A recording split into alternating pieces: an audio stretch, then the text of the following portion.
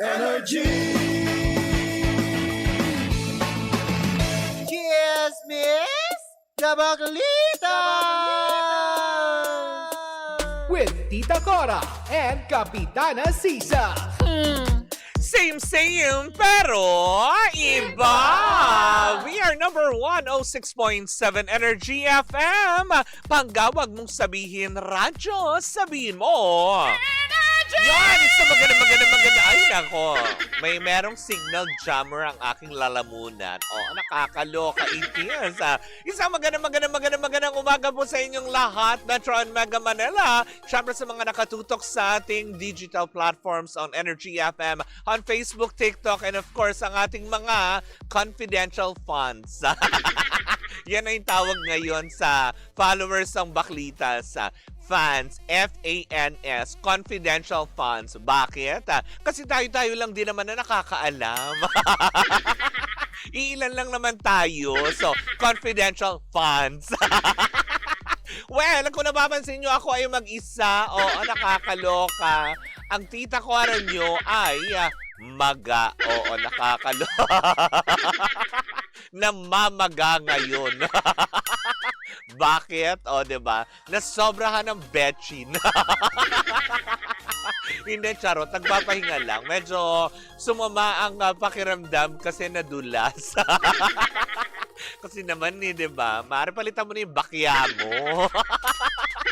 Anyways, mga magandang umaga po sa inyong lahat. At syempre naman, welcome sa Baklitas sa Woo! Diba? Ako, grabe. Pupunuin natin ang chikahan ang araw na ito at kasiyahan. Diba? Gagawin natin makabuluhan.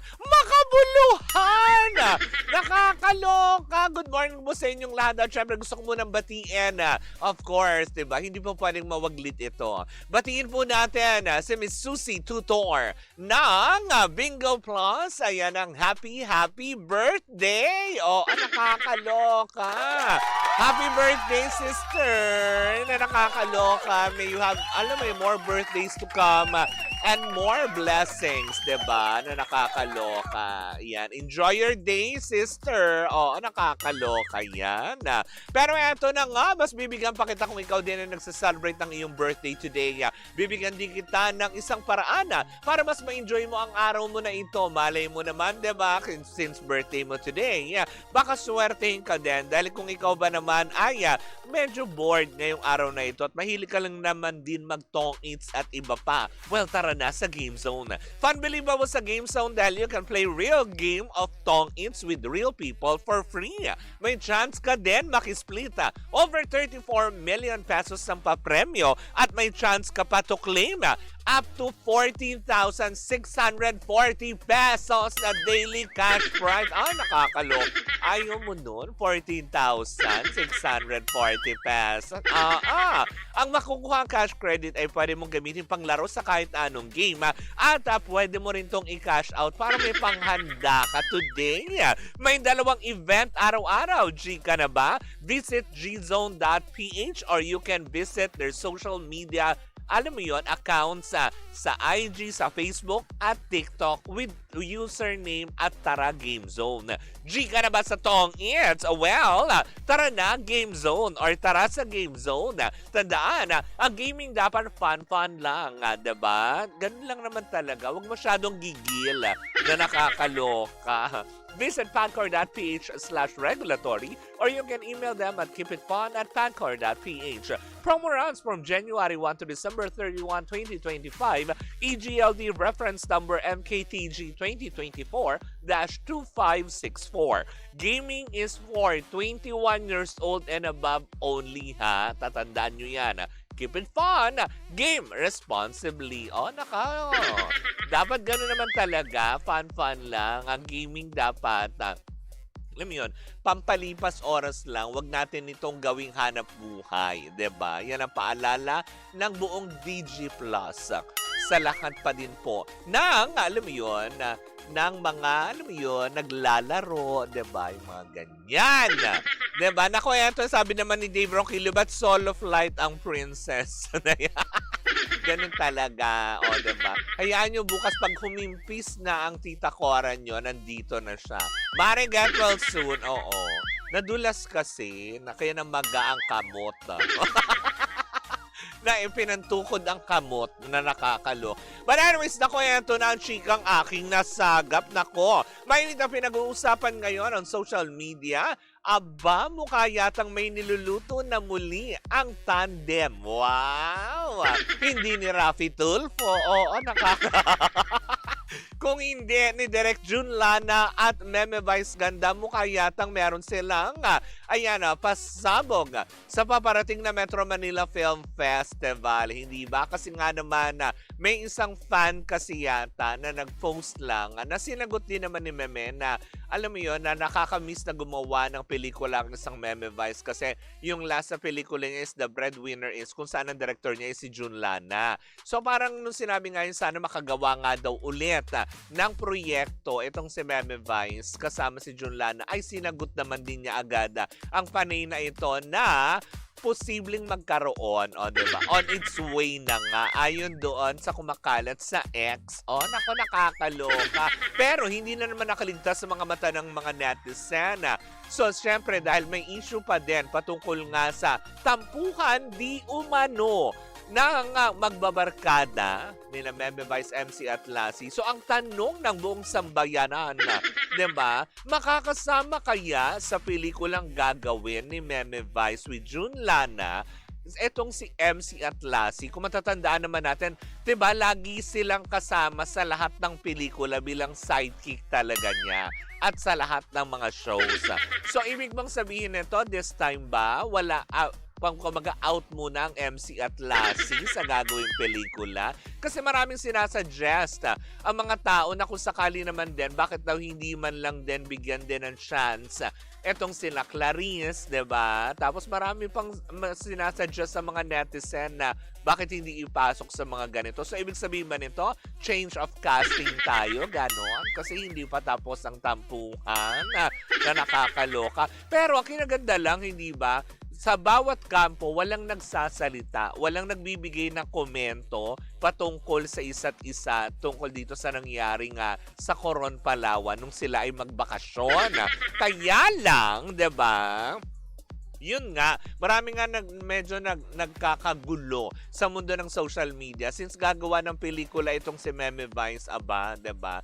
So parang kasi 'di ba parang hinahanap na rin ng mga tao si MC at Lassie dahil nga ang tagal na rin na hindi napapanood sa Showtime. Tapos recently, 'di ba, parang nagbalik vlogging itong alam mo yung Bex Battalion na halos dati parang pasulpot-sulpot ang content pero ngayon halos araw-araw ang uploads.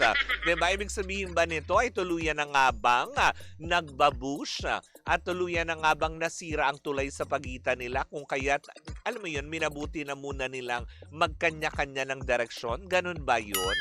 Baka naman hindi, diba? Kasi syempre baka namimiss din nila mag-vlog. Total, may Bex Battalion naman din, diba? Na may kanya-kanya din naman silang gustong gawin sa buhay, diba? Baka naman yun lang naman din yung rason at wag natin bigyan ng pakahulugan. Hindi naman ibig sabihin na nagkaroon ng tampuhan medyo, diba? Hindi lang natin nakikita ay sinuspinde. Hindi natin nakikita ay tinanggal, diba? Wala pa pong formal na impormasyon or statement ang Showtime kung talaga nga bang tinanggal na ba si MC at Lassie. Wala din namang formal na impormasyon kung sila po ba ay nasuspindi, mga ganon. So, antabayanan lang natin. Baka naman may kanya-kanya lang talaga silang ginagawa sa kanilang mga buhay at wag natin bigyan ng kung anuman. Nakakagigil yun. Diba? Sabi naman ni Bianca Ashley, sabi niya, belated happy birthday. Thank you so much. Sabi niya, cowboy ang driver idol. Ay, si Jerry Mayo. Sinong cowboy? 'Di ba? Nasaan si Tita Cora? Namamaga nga. Kasi nga, nadulas, itinukod ang kamay. Na nakakaloka. Pero yun na nga, 'di ba? Sana naman din, 'di ba? Malay naman natin, since kung Metro Manila Film Fest ba itong gagawin or 'di ba, itong darating na proyekto or may ginagawa na sila. Malay naman natin masurpresa tayong lahat, 'di ba? Na nandun na ulit, 'di ba? Magkakasama na sila muli sa isang proyekto. Hangad naman nating lahat 'yan hindi ba? 'Diba? Pagdasal na lang natin pare-parehas kasi normal lang naman na sa magkakaibigan, magpapamilya, 'di ba, na mag-aaway-away. Pero at the end of the day, 'di ba, kung talagang alam mo 'yun, tinetreasure nyo yung inyong samahan bilang magkakaibigan, bilang magkakapamilya, magkarelasyon, 'di ba? Uunawain nyo ang bawat isa at syempre, 'di ba, maiintindihan nyo din kung saan nanggagaling kumbaga yung galit ng isa, kung may galit man, may mga ganyan. Basta yun. Hayaan nyo na. Di ako sanay na tuloy-tuloy ang chika mo kay S. Tawa ka kasi ng tawa pag... hindi, binato ko na muna, 'di ba? Binato ko na muna mga impormasyon. Pero yun na nga, 'di ba, na parang yun lang, nagkakagulo daw ang social media world kasi nga ang MC at Lassie, parang syempre, out na nga ba sa gagawing proyekto ni Meme Vines ngayon, 'di ba? Kasi nga 'di ba, matapos nga niyang sagutin ng isang netizen na meron na nga silang ulit niluluto ni Direk June Lana na proyekto na aabangan ng lahat. So, yun ang aabangan natin kung andoon si MC at Lassie. O, diba? Okay na yun na nakakaloka. Sabi niya, nakakaloka din kasi, sabi ni Chester John Ecleo. Yan, nakakaloka din kasi na hindi mo masisi yung mag-speculate yung mga tao. Parang too much of a coincidence yung timeline of events. Well, oo, tama naman din. Pero, syempre, magsa-speculate lang na magsa-speculate ang mga tao. At the end of the day, 'di ba? Hangga't walang sinasabing impormasyon na galing dun sa tao kung ano man ang totoong nangyari at kung ano man ang kanilang gustong sabihin, patuloy ang spekulasyon. Lahat yan speculations pa lamang din. At walang, 'di ba? Tayo lang din ang sasakit ang ulo diyan. So, antayin na lang natin. Malay na nga, gaya na sinabi ko kanina, di ba? Malay mo naman ito yung pasabog comeback nilang pare-parehas, di ba? Kung may proyekto man, malay ba din natin? Or part ng isang strategiya yung pagkakagalit-galit nila kasi may proyekto palang parating, di ba? Alam naman na natin yan, di ba? Strategy. Parang hindi naman kayo sanay sa showbiz. Di ba? Na nakakaloka yan.